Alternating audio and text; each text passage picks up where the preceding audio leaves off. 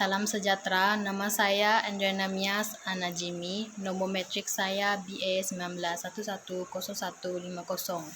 Ini adalah video penilaian bagi kursus CA21802 Pendidikan dalam Tari. Bagi tugasan ini, kami telah dikehendaki untuk membuat video penilaian bagi tugasan satu yang telah kami laksanakan, iaitu tarian tradisional. Tarian yang telah saya pilih untuk tugasan tersebut ialah tarian tradisional Iban. Tarian tradisional Iban merupakan tarian etnik Iban di Sarawak.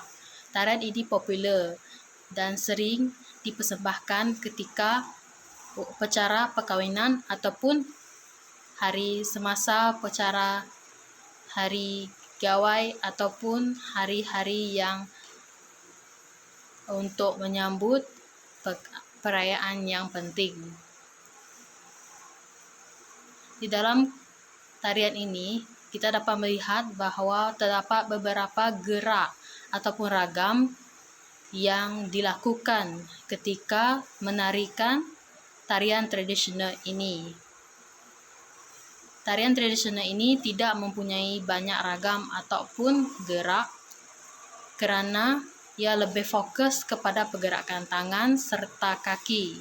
Dapat kita lihat bahawa pergerakan tangan mereka selalunya akan dibuat secara begini, ataupun gerakan kakinya dilakukan begini dan dilakukan secara serentak dengan lembah lembut.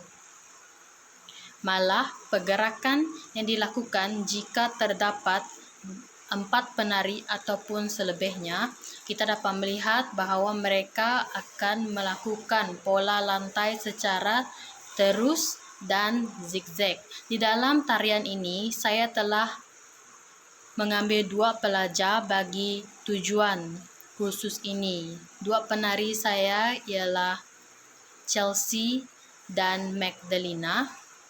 Di dalam tarian ini, saya telah memberi mereka contoh dan mengajar mereka langkah-langkah yang perlu dilakukan untuk melakukan gerakan dalam tarian tradisional Iban ini.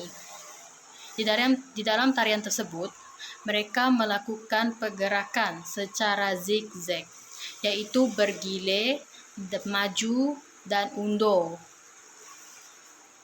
berganti. Maka seorang tersebut akan ke hadapan dan yang seorang lagi akan ke belakang.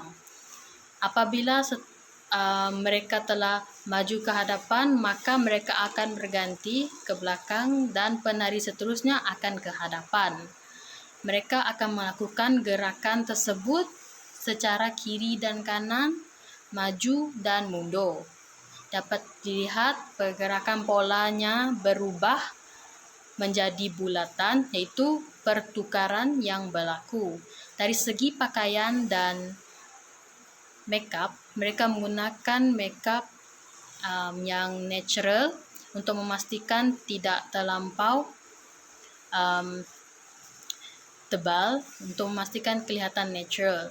Dan pada bahagian pakaian kita dapat melihat selampai yang digunakan dan puak kumbuk serta manik-manik yang ada di bawah untuk melihatkan lagi keunikan yang ada dan sugu tinggi. Pakaian yang digunakan adalah penuh tarian untuk tarian ini dan menempati karakteristik yang diperlukan untuk tarian tradisional Iban.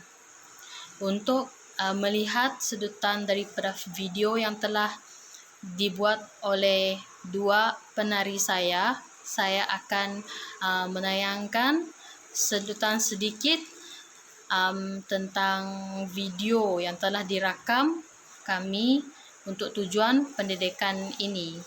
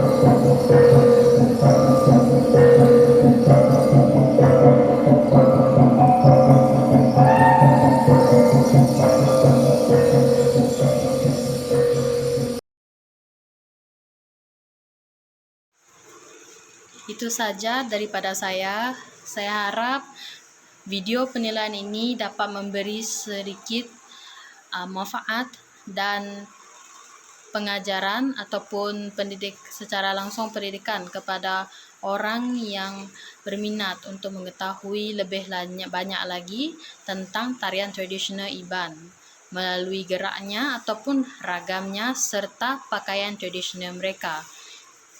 Sekian, terima kasih.